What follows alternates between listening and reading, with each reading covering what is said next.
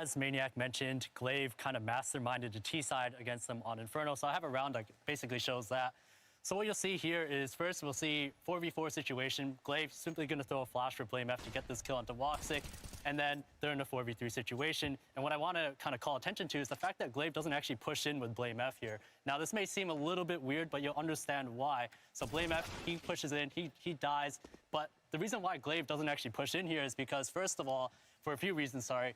First of all, Blame F is, or they're in a man advantage situation here, so they can afford to just kind of get Blame F to just push in. Maybe he gets a kill or two. If he does, then they basically win the round. That's obvious. Second thing is that because everybody is actually so far away from each other here, if Glaive actually goes in with Blame F here, they could both die and put these last two in a man disadvantage.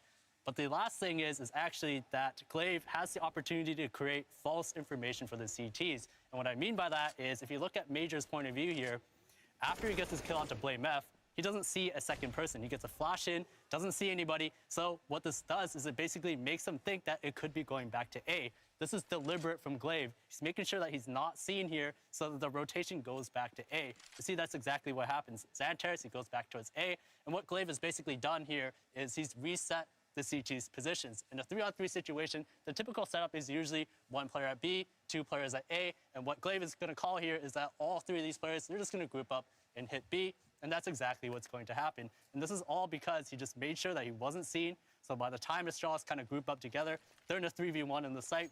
Xyp9x throws a smoke as well as a flash. They clear the site.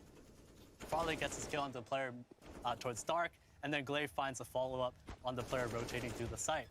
And this is really what it came down to on that T side, where Glaive, he was just able to call such a good game against them, and this is a perfect example of why. Some really excellent